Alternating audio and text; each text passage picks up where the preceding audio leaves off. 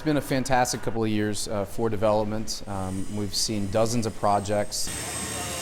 Chris Larson, the CEO of Downtown Grand Rapids Incorporated, and John Wheeler, the president of Orion Real Estate Solutions, agreed that low interest rates and a demand for urban living are two things driving this city's growth.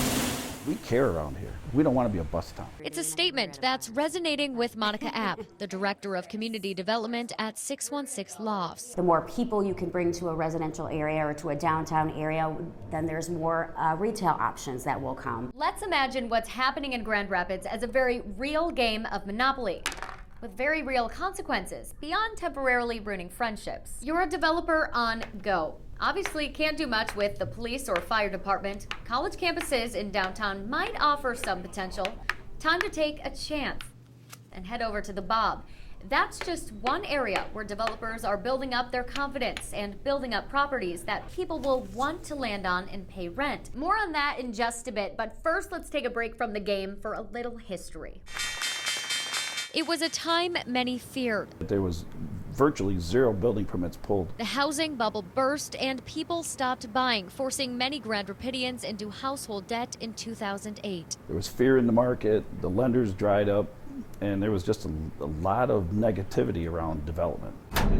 Nearly a decade later, and the confidence is back, and the city is hoping it's got the equivalent of landing on free parking with its new master plan. Included are 10,000 total housing units by 2025. Right now, we're about halfway there. The magic of the 10,000 number is that's really the sustainability point where we can support all of those service uses, retail uses, restaurants, coffee shops, all that great stuff that helps to build a neighborhood. Now, apartments are being built at an unprecedented rate, meaning there's plenty of little greenhouses to go around. The city delivering 660 units in 2017. Some of those apartments include the Venue Tower, Fulton Square, the Gateway at Belknap, and River's Edge on Monroe.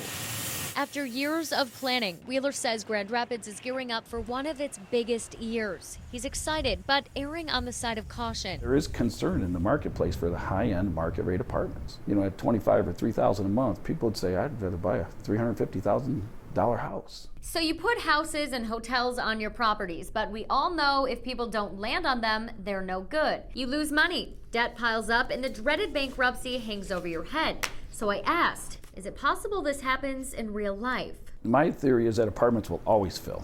It's just how low you have to lower the rent. That right there is the difference between developers making money, breaking even, or having to subsidize a project. The worst case scenario is that the bank would take back the asset. On the board, nobody wants to mortgage their properties, taking assets, selling it at a discounted price, but developers say that won't happen. I don't think it's a gamble. I think it's a calculated risk of, do we have enough in our entire portfolio if one or two projects get soft and we have to weather the storm till the rents come back up? We've conducted some housing studies in the downtown area to be able to forecast what we can absorb in terms of new units that are going to be delivered.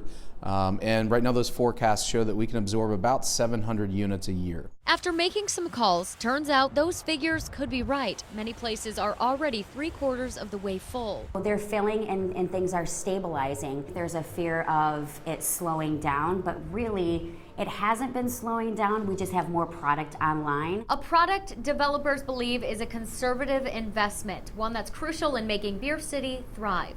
That way, everybody wins. Grand Rapids it's a growing community in confidence, financial stability, employment. Yeah, I think this is a great time to be a Grand Rapidian.